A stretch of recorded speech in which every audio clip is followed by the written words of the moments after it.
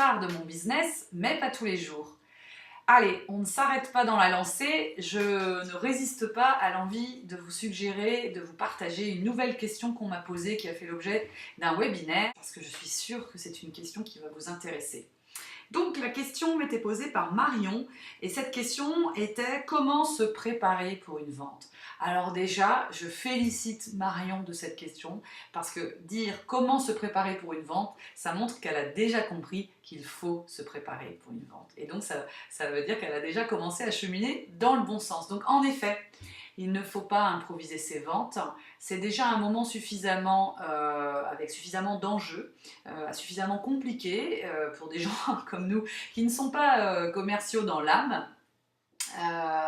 C'est déjà assez compliqué pour en plus y aller en improvisation. Et puis l'improvisation, ça veut dire que c'est laisser la part à plein de choses, digresser, partir. Et on l'a vu aussi pendant ce webinaire de questions-réponses, quand on a un côté très humain, eh bien, on va avoir tendance à partir dans tous les sens et à se laisser manger par ce côté-là. Donc la préparation, elle a d'intérêt qu'elle va vous permettre d'avoir une structure sur laquelle vous reposez, sur laquelle vous allez pouvoir digresser, laisser paraître votre côté humain, joyeux, parce que vous avez un fil conducteur que vous pouvez suivre. Vous avez quelque chose qui vous encadre et qui va encadrer votre échange commercial avec votre client. Alors, la question, elle n'était pas est-ce qu'il faut se préparer ou pas, la question était comment on prépare une vente. Et à cela, j'ai envie d'apporter deux éclairages. Le premier, c'est qu'il y a une préparation de fond, une préparation un petit peu comme un marathonien ou un sportif qui va, avant un événement, se préparer très longtemps avant avec un entraînement particulier, progressif. Vous voyez, il ne va pas arriver à sa compétition comme ça en s'étant juste préparé quelques heures avant. Il y aura eu toute une préparation en amont qui va lui permettre d'arriver le jour J avec des réflexes, avec ses muscles prêts, etc., etc. Donc cette préparation-là, elle consiste en vente à formaliser des outils ou de la réflexion.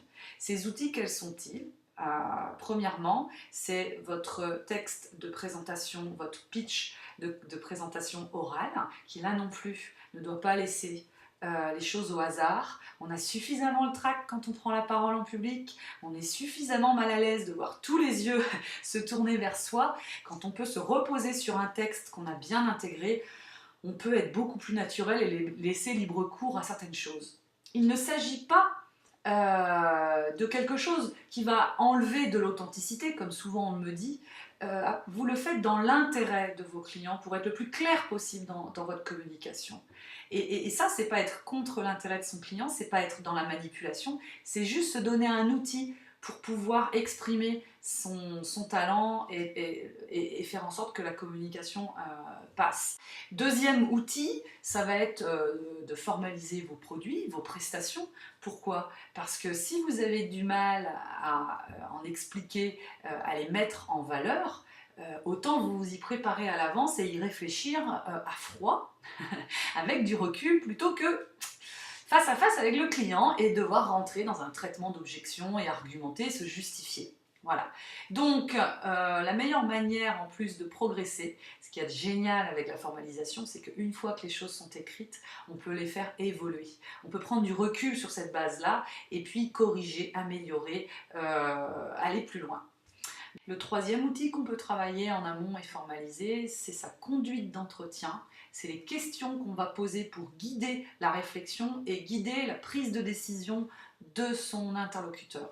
Encore une fois, il ne faut pas voir cela comme un outil de manipulation, mais après, tout outil peut être potentiellement un outil de manipulation. Ce qui est important, c'est l'intention avec laquelle vous l'utilisez.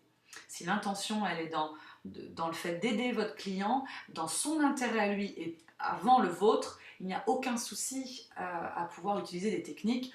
Nos enfants apprennent d'ailleurs à lire sur la base de techniques et il n'y a rien de mal à ça, au contraire. Ensuite, donc là on est sur une préparation, vous voyez, de fond, avec des outils de fond qui vont structurer votre approche commerciale, structurer ce que vous allez vendre et la façon dont vous allez le communiquer à vos clients. Et puis, il y a un deuxième type de préparation qui, on va dire, est la préparation juste avant l'exercice. avant la prise de parole, avant un entretien, qui peut être une préparation voilà, qui va permettre de redescendre la respiration, de se calmer, de pouvoir être complètement libre de ce qu'on a à dire et de son écoute, de baisser la zone de stress et donc de pouvoir aussi permettre à son client d'être à l'aise et d'avoir un réel échange, communication qui se passe entre vous et lui. Donc là, il s'agit plus d'une petite préparation juste avant de monter sur scène, si je puis dire. Mais vous sentez bien, vous savez bien que quand on n'est pas à l'aise, quand on a une pression, finalement on ne montre pas le meilleur de nous-mêmes et on peut sortir d'un rendez-vous très frustré de ne pas avoir réussi à montrer ce qu'on peut faire et à délivrer vraiment ce qu'on a à l'intérieur de nous. Voilà, donc ces outils de préparation vont permettre d'être plus à l'aise dans l'intérêt de son client. Voilà comment on peut se préparer. C'est du travail, mais c'est énormément de confort derrière. Voilà, j'espère que cette question vous aura aidé. Je vous dis à très bientôt dans la prochaine vidéo. Ciao!